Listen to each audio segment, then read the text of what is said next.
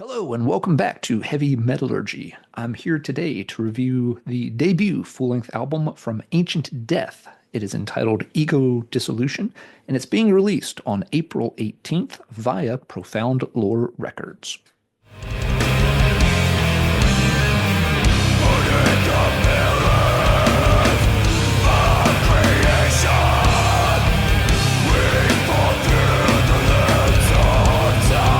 So, after a series of singles, a split, an EP, kind of all the normal things that a new band will do, Ancient Death has finally unveiled their debut full-length album. The very fact that three different people here at Heavy Metallurgy were interested in reviewing the album kind of tells you right off the bat that the album is pretty impressive. And it has some pretty impressive folks in the lineup. The band features Jerry Watunsky from Atheist and Till the Dirt. Anybody who's working with those projects as a guitarist, you know they're going to have some pretty sick chops to them. But he's also helped out in the band by Derek Moniz from Cruciamentum, and the other members contribute significantly too. Helping Jerry in the guitar department is Ray Brower, and we also have Jasmine Alexander on bass and contributing the female vocals to the album as well. So with this project, with members from bands like Cruciamentum and Atheist, that's obviously going to draw some comparisons to those bands, but Ancient Death very much has their own sound.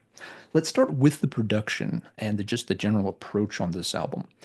The production gives it a very kind of dark and gloomy sound, but the album never sounds muddy or murky in the sense of being unable to hear things or having it, kind of just, all devolve into dissonance.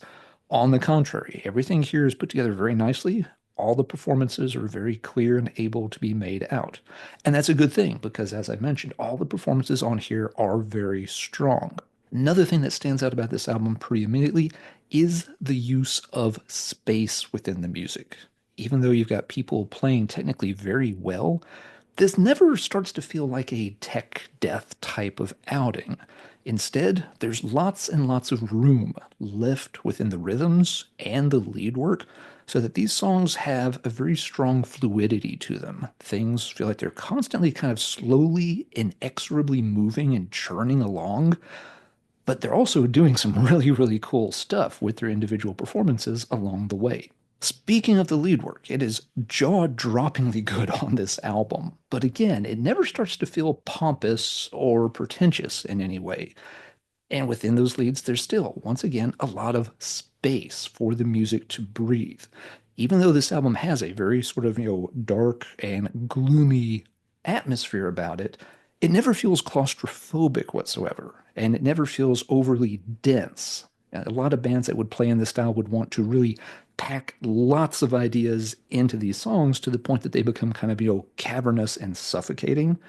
But Ancient Death has found a way to get that kind of gloomy, cavernous feeling without that claustrophobic sense. I really like the way that everything from the drum work to the lead work to the rhythms and bass work all have room within them so that, yeah, the songs feel very expansive and big rather than very tight and condensed. This plays out even just in the length of the songs. Most of these songs clock in at, 5 minutes or less. There's only one song that reaches the 6 minute mark. But because of all the space that's used in the production, these songs feel like bigger and longer, kind of more epic pieces than their length would suggest. It's really, really cleverly done, and I like the construction of it. Only complaint about the production would be that some of the drum kit sounds a little loud in the mix to my ears. This does have an upside to it, however, because giving, the snare and the toms a little more pop does provide the songs a little bit of an extra energy, such that the songs never feel like they're kind of drifting quietly, into the ether. The fact that you've always got, this extra little pop to the drums keeps you focused. It keeps you grounded in the here and the now so that your ego never feels like it's dissolving off, into the nether. Nevertheless, it does sometimes feel like it's maybe just a tad too loud in the mix. I did get used to it after repeated listens, but it's my only minor complaint about the production on here. So, now that we've kind of gotten an overview of the album, What do some of these individual songs sound like and what are they doing? Yeah, the opening pair of tracks, the title track and Breaking the Barriers of Hope, right away establish those main points within their sound that I mentioned from the production. That you're getting this, dark, kind of cavernous sound, but in a clearly delivered fashion with a lot of room to move around. And you're getting a lot of fantastic lead work. It feels like they really never miss an opportunity to put some great guitar leads in, which again, they never feel flashy or overdone. Yet at the same time, they're just expertly crafted and give a lot of life and dynamics to the songs. I'm reminded of like Andy LaRocque's lead work on an album like Individual Thought Patterns, for example. It's really on that level of great technicality, but feels very natural and just really takes the songs to another level.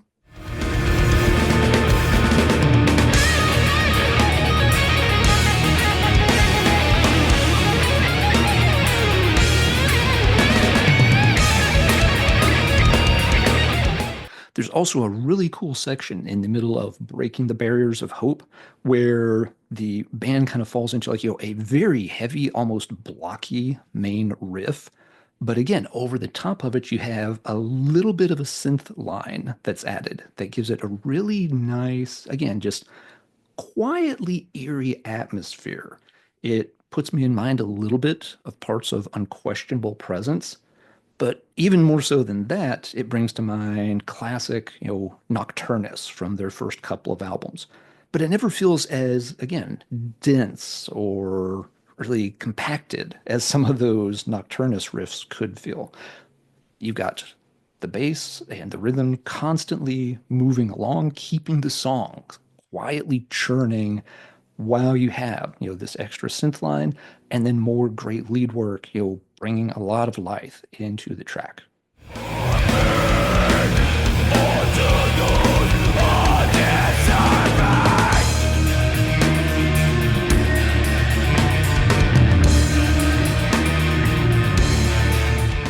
Right, as we get into the middle of the album, there's a really good full-length instrumental track called Journey to the Inner Soul, and it just does all the same things this band is doing well, but it showcases the music works incredibly well without even needing any vocal lines added to it. You've got another one of these just, very quiet but insistent rhythms going on. It almost feels like, magma slowly churning beneath the surface of the earth, while the guitars have plenty of room to breathe and work above ground. I'm not always a huge fan of instrumental tracks. Most of the time, I can kind of take them or leave them. This is one that actually stands out on the album and I think is really cool, which for me to like an instrumental track, that tells me they're really doing something right. After the instrumental ends, we go into Echoing Chambers Within the Dismal Mind. And this track starts out much more fiercely. It's one of the few times on the album that they kind of roar right out of the gate. And it really helps to shake you out of your revelry because with the instrumental track, you're kind of able to relax a little bit, get into a calmer state. But when Echoing Chambers kicks in, it quickly reminds you that this is a death metal album, that you're not supposed to just tranquilly relax throughout its entire length. This is another track that uses just a few of the female vocal lines. Jasmine's voice is really cool on here. They never overuse it. It's, again, used like those synthesizer moments to highlight and accentuate things here and there, add a little extra texture and character to these songs that really helps them to shine.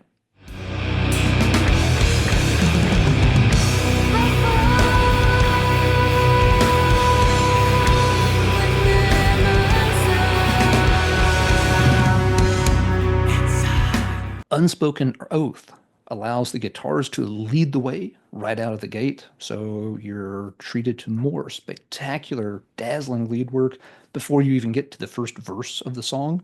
This song feels a little more forward, a little more bold. It's not quite developing that same gloomy, lurking in the shadows kind of atmosphere that most of the album does, but it still fits in with the rest of the track list really well. After the short interlude of Discarnate, we get to the end of the album with Violet Light Decays, which is another fine track that puts everything together that they've been doing throughout the album. This track at the end kind of slowly brings itself to a lurching halt as the music kind of quietly fades out. It's the perfect ending to this song, and it's a really great ending to this album. It's almost what you're expecting this album to do, is just quietly bring itself gradually to a full stop. And then again, you'll just be left there with empty space to ponder what you've just heard.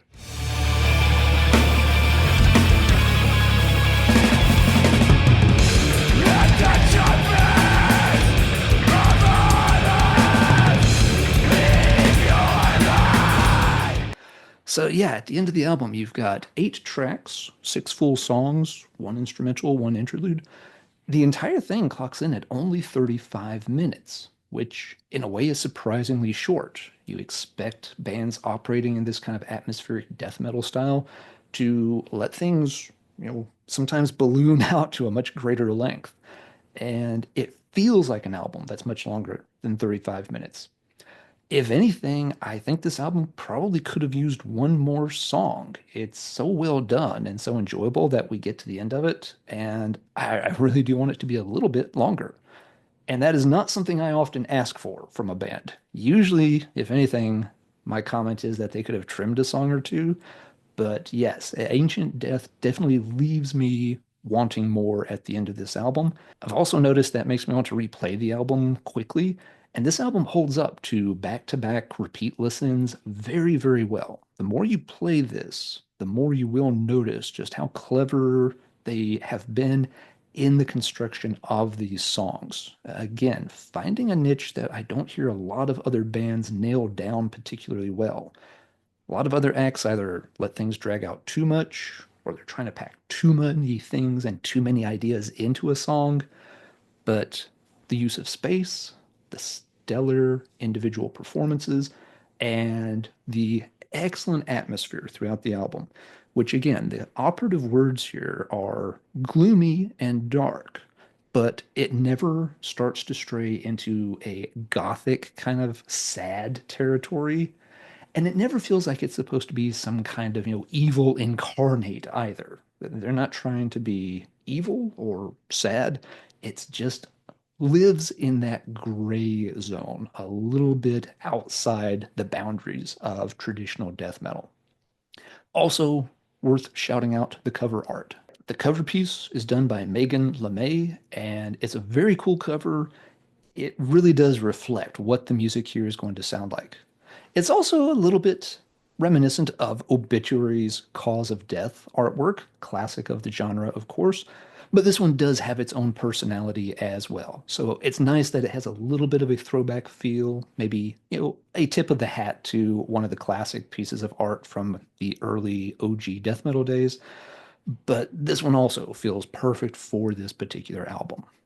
So yes, at the end of the day, can't recommend this album enough for folks that want to hear, an expertly crafted death metal album that isn't just trying to be the most brutal thing, isn't trying to be the most technical thing, isn't trying to be the most sad or the most evil thing, but puts lots of ingredients together and develops a sound that holds up to a lot of repeat listens and really kind of carves out their own niche with some outstanding performances.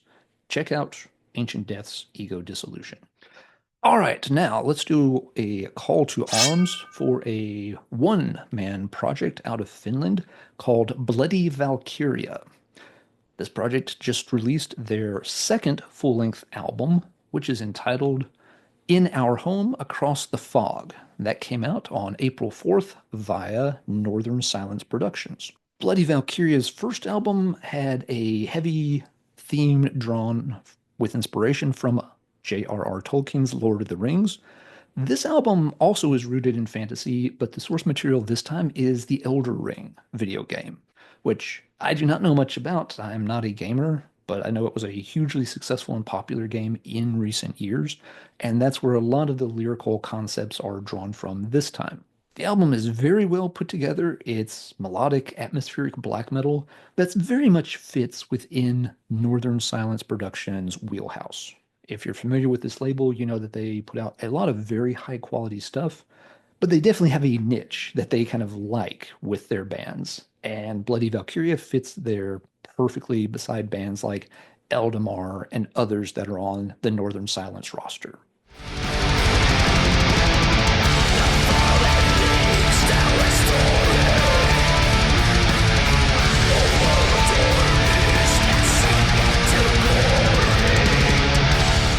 Yes, In Our Home Across the Fog is a really fun, interesting, and enjoyable listen. The songs stand out. I don't know if they're all telling one full story or if they're just disconnected pieces of lore from the Elder Ring, but the songs do have individual qualities to them that make them pretty memorable after only the first couple of listens. And again, the songs are always infused with, a good sense of melody and in some cases almost a little bit too much. While there's some very pretty like piano driven pieces here, it sounds like the artist behind the project probably has a little bit of classical training or understanding of classical music structures.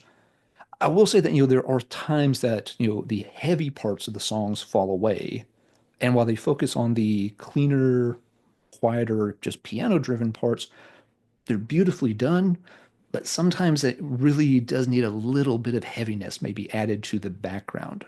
Nevertheless, I enjoy the album quite a bit, and for fans of atmospheric melodic black metal and fans of Northern Silence artists in particular, I think you'll really enjoy In Our Home Across the Fog. It's a well done album and comes together really nicely.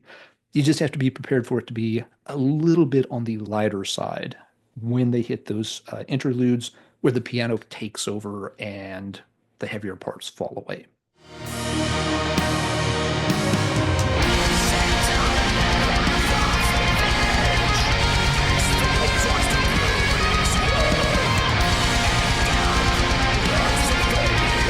All right, so that is going to do it for this review here on Heavy Metallurgy.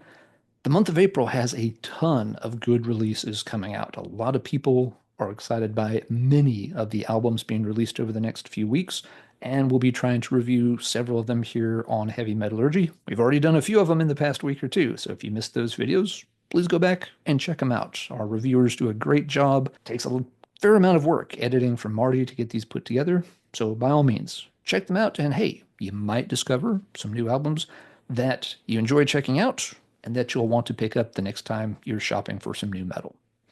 That's going to do it for this time. Until the next time, everybody take care, and as always, stay tuned for more from Heavy Metallurgy.